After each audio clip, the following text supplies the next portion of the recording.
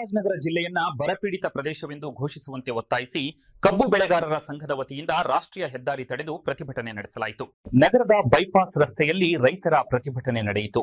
ಸಂಘದ ಮುಖಂಡರು ಪ್ರತಿಭಟನೆಗೆ ನೇತೃತ್ವ ವಹಿಸಿದರು.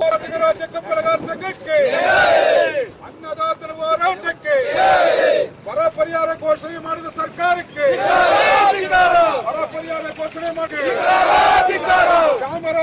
ಪ್ರತಿಭಟನೆ ವೇಳೆ ಮಾತನಾಡಿದ ಕಬ್ಬು ಬೆಳೆಗಾರರ ಸಂಘದ ರಾಜ್ಯಾಧ್ಯಕ್ಷ ಹಳ್ಳಿಕೆರೆ ಹುಂಡಿ ಭಾಗ್ಯರಾಜ್, ಹಿಂಗಾರು ಮತ್ತು ಮುಂಗಾರು ಮಳೆ ವೈಫಲ್ಯದಿಂದ ಚಾಮರಾಜನಗರ ಜಿಲ್ಲೆಯಲ್ಲಿ ತೀವ್ರ ಬರ ಪರಿಸ್ಥಿತಿ ನಿರ್ಮಾಣವಾಗಿದೆ ಎಂದು ಹೇಳಿದರು. ಕೆರೆಕಟ್ಟೆಗಳು ಬತ್ತಿದ್ದು ಜೋಳ, ರಾಗಿ, ಹತ್ತಿ ಸೇರಿದಂತೆ ಹಲವು ಬೆಳೆಗಳು ಸಂಪೂರ್ಣ ಹಾನಿಗೀಡಾಗಿವೆ. ಅಂತರ್ಜಲ ಮಟ್ಟ ಕುಸಿದಿದ್ದು ಜಾನುವಾರುಗಳಿಗೆ ಕುಡಿಯುವ ನೀರು ಮತ್ತು ಮೇವಿನ ಕೊರತೆ ಎದುರಾಗಿದೆ ಎಂದು ತಿಳಿಸಿದರು. ಜಿಲ್ಲೆಯ ವಾಸ್ತವ ಸ್ಥಿತಿಯನ್ನ ಪರಿಶೀಲಿಸಿ ಸರ್ಕಾರಕ್ಕೆ ವರದಿ ಸಲ್ಲಿಸುವಂತೆ ಉಸ್ತುವಾರಿ ಸಚಿವರಿಗೆ ಆಗ್ರಹಿಸಿದರು.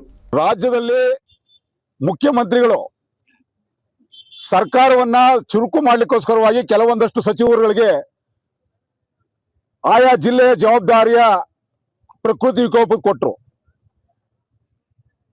ಮೈಸೂರು ಜಿಲ್ಲೆಯಲ್ಲಿ ಕಾರ್ಯಕ್ರಮವನ್ನ ಸಭೆಯನ್ನ ಮಾಡಿದಂತ ಯತೀಂದ್ರ ಸಿದ್ದರಾಮಯ್ಯನವರೇ, ನಿಮ್ಗೆ ಚಾಮರಾಜನಗರ ಕಣ್ಣು ಕಾಣ್ತಾ ಇಲ್ವಾ? ಚಾಮರಾಜನಗರದಲ್ಲಿ ರೈತರಿಲ್ವಾ?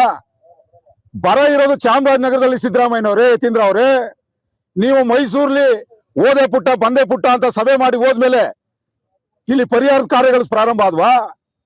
ಮೇವು ಬ್ಯಾಂಕ್ ಪ್ರಾರಂಭ ಆಗಿದೆಯಾ? ಜಿಲ್ಲೆನ ಇನ್ನೂ ಕೂಡ ಬರ ಅಂತ ಘೋಷಣೆ ಮಾಡ್ಲಿಕ್ಕೆ ನಿಮ್ಗೆ ಏನ್ ಸಮಸ್ಯೆ ಇದೆ? ಇವತ್ತು ಸಾಕಷ್ಟು ಜಾನುವಾರುಗಳಿಗೆ ಮೇವಿಲ್ಲ, ಕುಡಿಲಿಕ್ಕೆ ನೀರಿಲ್ಲ, ಕೆರೆ ಕಟ್ಟೆಗಳಿಗೆ ನೀರಿಲ್ಲ, ವಿದ್ಯುತ್ ಕಣ್ಣ ಮುಚ್ಚಾಲೆ, ಕೃಷಿ ಪಂಪ್ಸೆಟ್ಗಳಿಗೆ ಅಂತರ್ಜಲ ಕುಸಿತ ಆಗಿದೆ. ನಾವು ಹಾಕಿರ್ತಕ್ಕಂಥ ಜೋಳ, ರಾಗಿ, ಉದ್ದು, ಹಸಿರು, ಸೂರ್ಯಕಾಂತಿ, ಹತ್ತಿ ಎಲ್ಲವೂ ಬೆಳೆ ನಾಶ ಆಗ್ತಾ ಇದೆ. ರಾಜ್ಯದಲ್ಲಿ 24-25 ಜನ ಎಂಪಿಗಳು ಗೆದ್ದಿರಲ್ಲ ಬಿಜೆಪಿಯಿಂದ. ನೀವೇನು ಮಣ್ಣು ತಿಂತಾ ಇರ್ತೀರೋ, ಅನ್ನ ತಿಂತೀರೋ? ಅಧಿಕಾರಕ್ಕಾಗಿ ಕಿತ್ತಾಡ್ತಿರಲ್ರಿ ನೀವು. ನಾಚಿಕೆ ಆಗ್ಬೇಕು ನೀವು MP MLAಗಳಿಗೆ. ಒಬ್ಬ MLA ಗ್ರಾಮೀಣ ಭಾಗದಲ್ಲಿ ನನ್ನ ಕ್ಷೇತ್ರದಲ್ಲಿ ಬರ ಇದೆ ಅಂತೇಳಿ ಬಾಯಿ ಬಿಡ್ತಾ ಇಲ್ಲ. ಇಂಥ ವಿವೇಕಗಳಿಗೆ ಮಂತ್ರಿ ಸ್ಥಾನ ಬೇಕಾ ನಿಮ್ಗೆ? ಮಂತ್ರಿ ಸ್ಥಾನ ಬೇಕೇನ್ರಿ MLAಗಳಿಗೆ ನಿಮ್ಗೆ?